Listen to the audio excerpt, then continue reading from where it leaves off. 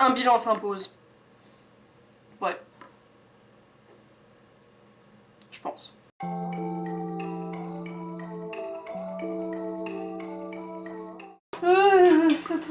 Ça tombe.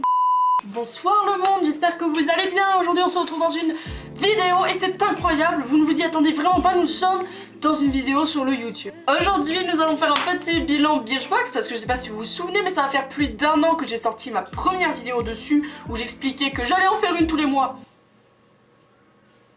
Ce que je n'ai pas fait. Et donc du coup je me retrouve avec mes 12, enfin 11, bref, petite anecdote à vous raconter après.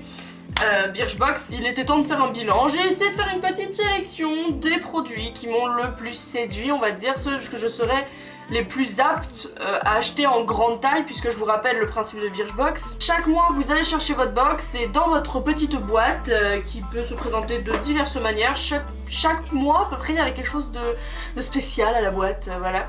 Et ben chaque mois vous allez recevoir 5 miniatures de produits beauté. Généralement ils essayent de vous mettre un truc pour les cheveux, un truc pour le corps, un truc pour la tête, un truc pour le maquillage, des choses comme ça, en fonction de critères, de choses que vous avez remplies préalablement sur le site lors de votre inscription. Vu que j'ai acheté un abonnement de 1 an, j'ai eu donc du coup à payer 120 €. A savoir que les produits qui sont dedans, ça va pas être des produits qui en grande taille vont coûter 10 €. Hein. En grande taille, ça va coûter facile 30, 40 € le pot de crème, hein. Attention, attention, faut pas déconner non plus. Donc du coup, vous mettez 12 € mais dans des miniatures qui globalement me font le mois. Ça dépend desquelles, ça dépend à quel point je les kiffe. Il y en a certaines, je les ai eues il y a 6 mois, je les ai toujours pas finies. Voilà, globalement, mon expérience avec Birchbox.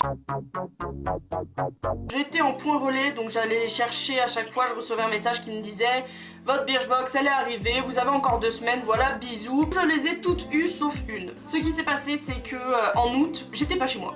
Vous savez, j'ai fait 2 vlogs sur 46 bien évidemment, sauf qu'elle arrivait toujours en début, milieu du mois. Et quand ils m'ont dit faut aller la chercher, j'ai dit bah je peux pas. Sauf qu'ils ont rien fait, ils me l'ont mise à droite, à gauche, je sais pas trop comment. À la fin de mes vacances, j'ai pu récupérer celle de juillet, in extremis vraiment, et j'ai eu beaucoup de chance. Mais celle d'août, je ne l'ai donc jamais eue. J'avais eu un autre problème de livraison. Ce qui s'était passé ce coup-ci, c'était pour celle de novembre, je suis allée la chercher le dernier jour. Et le dernier jour, normalement, elle est encore censée y être, tu vois. Mais elle y était plus. Et après, le lendemain, je reçois un mail qui me dit venez sur le shop, on achète des trucs. J'étais en mode déjà rends-moi mes 2 box, mais après on en reparle, tu vois. Donc du coup sur Twitter j'ai fait mon petit caca boudin du haut de mes 30 abonnés, coucou. Et donc du coup j'ai mis c'est génial Birchbox, ils pensent à m'envoyer des SMS pour me dire sur les promos, mais ils pensent pas à envoyer mes box. Vous savez, les gens, ce que vous voulez, on dit ah venez nous parler sur un mail. Donc je suis allée voir, j'ai dit coucou, il me manque celle d'août, celle de novembre, je suis censée faire quoi?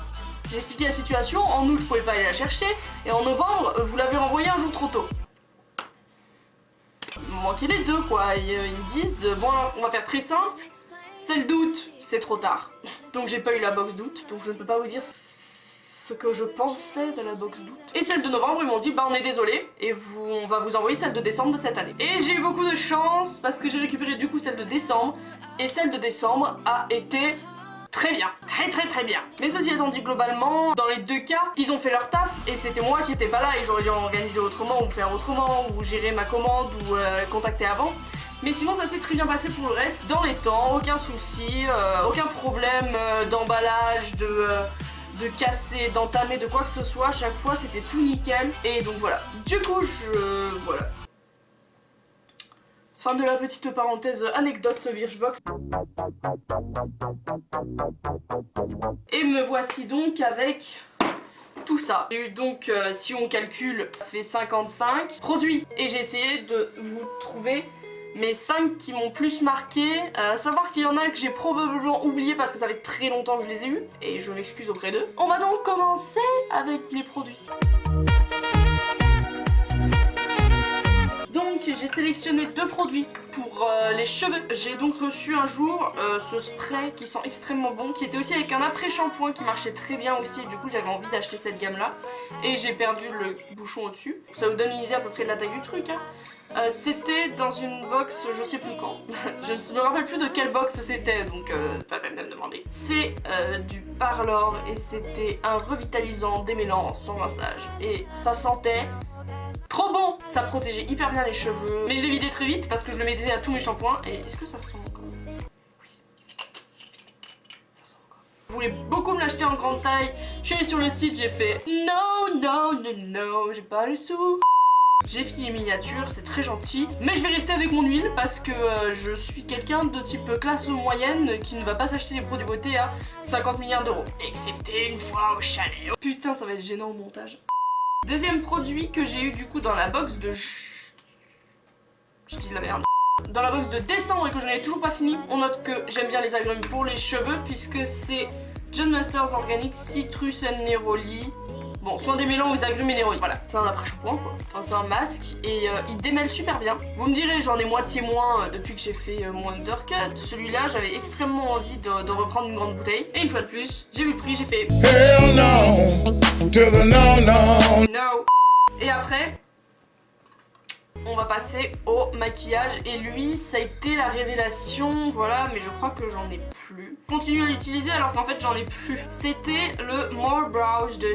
ça tombe, de chez Modelco. Comment je le tiens? De chez Modelco et je crois que j'avais la teinte médium, voilà, light medium. Et c'était nickel pour mes sourcils, c'était super bien et ça marchait très très bien.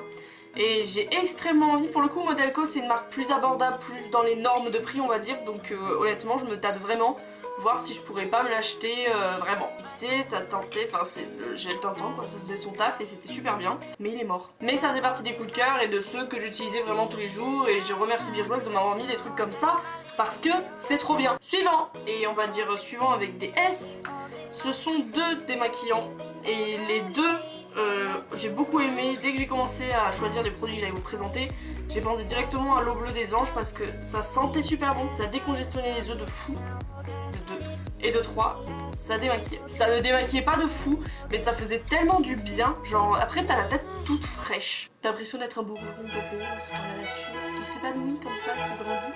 Et je dis tout ça pour une eau démaquillante. Mais je le vis bien. C'était de les anges dans la peau douce, c'est bizarre comme nom de marque, mais ma foi. Et je l'ai fini extrêmement vite aussi. J'étais très triste de le finir celui-là. Et j'ai testé pour la première fois de ma vie ensuite un nettoyant pour le visage, mais c'est une huile. Je sais, tout le monde connaît, probablement tout le monde va dire bah ça existe. Toutes mes huiles, c'était des démaquillants qui étaient biphasés. C'était les seuls démaquillants que je connaissais avec de l'huile dedans. Et c'était des trucs qui marchaient bien aussi. Hein. Mais ça, mon gars, c'est la javel de la tête. Déjà, ça ne m'agresse pas les yeux. Ça enlève surtout très bien le mascara. Moi c'est le mascara qui me reste tout le temps. Ça, tu te fous dans la main, tu te tartines, tu fais comme ça. Après je repasse l'eau micellar parce que ça enlève bien toute l'huile. Je passe vraiment sur toute la tête et ça enlève tout.